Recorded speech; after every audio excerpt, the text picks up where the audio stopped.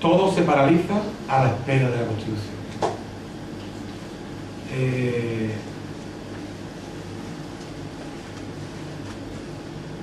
Tras la aprobación de la Constitución, el 26 de febrero se vuelve a convocar reunión de diputaciones en Sevilla, y por el mismo Hermenegildo Casa. Se aprueba un texto que se denomina Bases para un proyecto de Estatuto de Autonomía, y se aprueba que las diputaciones son las que van a dinamizar el proyecto. Estas bases se van a enviar a entidades públicas y privadas de Andalucía, y a partir de ahí el proceso vuelve a ralentizarse. El proceso sufre un montón de parones, un montón de ralentizaciones. Quien quiera adentrarse, hay un libro muy interesante que marca todo esto, que es el libro de los dos Manolos, de Manolo Hijano y Manolo Ruiz, el de Ideal Andaluz en la Segunda República, y que se ven todas las paralizaciones, ¿no? Una detrás de otra, ¿no? Pero esta parada, esta ralentización y esta paralización es fruto de que se espera una reunión de parlamentarios en Corte. Los parlamentarios andaluces, como han hecho los parlamentarios de otros territorios que se han reunido en su territorio y han elaborado un texto, pues se esperaba que aquí ocurriera lo mismo. Como siempre, era más importante la capital, lo que se viviera en la capital, que las provincias, ¿no? Seguíamos siendo Castilla la Novísima. Bien, después de varias suspensiones, que no me voy a parar, la Comisión Gestora fija como fecha para la celebración de una Asamblea Regional Andaluza la del 29 al 31 de enero del 33. En todo este intervalo de tiempo, para un año y pico largo, hay muchas enmiendas al articulado. No voy a hablar mucho de los textos en sí, tengo algo escrito de ellos y quiero a ver si saco la tesis en breve sobre ellos, pero sí decir que el texto de las diputaciones pues era más cortito, no era un texto que pretendiera mucha autonomía o amplia autonomía, y fue bastante contestado. La primera enmienda importante al articulado del texto, y yo creo que es el germen, la semilla de las posteriores enmiendas y el texto definitivo que se aprueba, es la ponencia del Ateneo de Sevilla, de fecha de 14 de enero del 33. Los ponentes, después de no aceptar el proyecto de las diputaciones, solicitan la redacción de un nuevo anteproyecto y bajo la afirmación o la denominación de afirmaciones básicas establecen una serie de comentarios, no tienen desperdicio, ¿no? Es bastante interesante. Fijaros, y es el Ateneo. No sé si os acordáis esto, o supongo que estos días habrán hablado, cuando han hablado de la autonomía, algunos de los ponentes que me han precedido,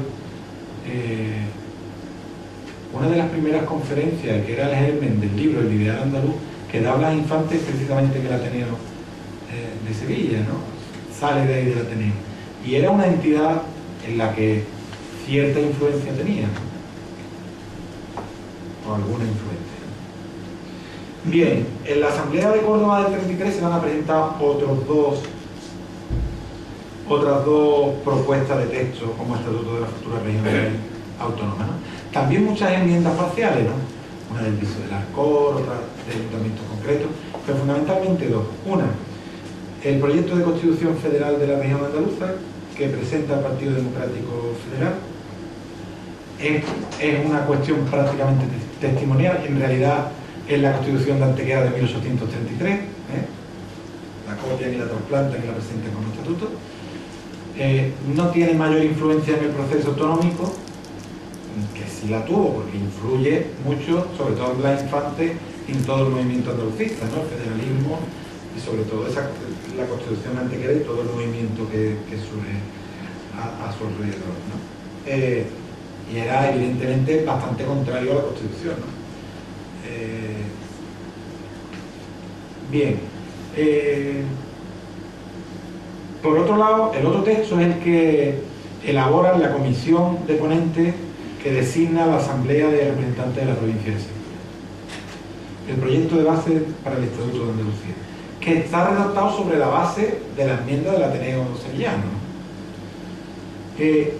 Este texto, bastante enmendado o significativamente enmendado en algunos aspectos importantes, aunque el esqueleto es básicamente el mismo, es el que definitivamente se aprueba en esa asamblea.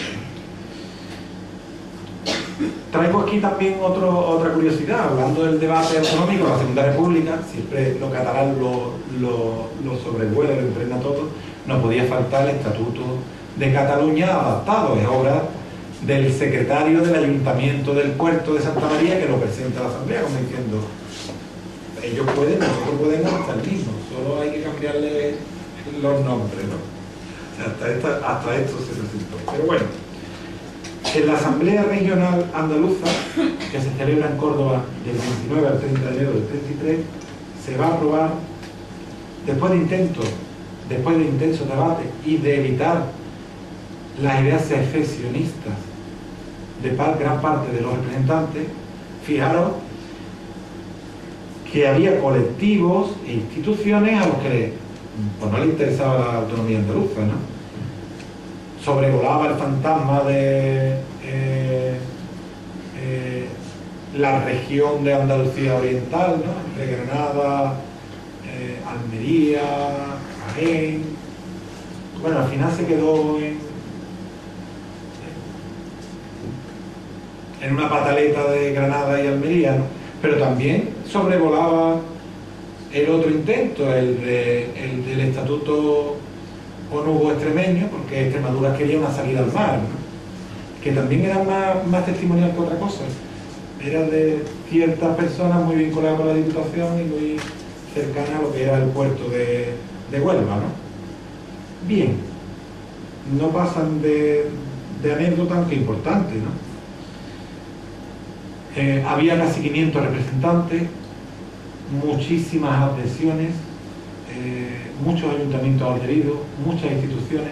Esto no fue una cosa de políticos y de ayuntamientos, sino que había muchas instituciones ciudadanas y cívicas de la época, ¿no? Lo que nos da idea de la importancia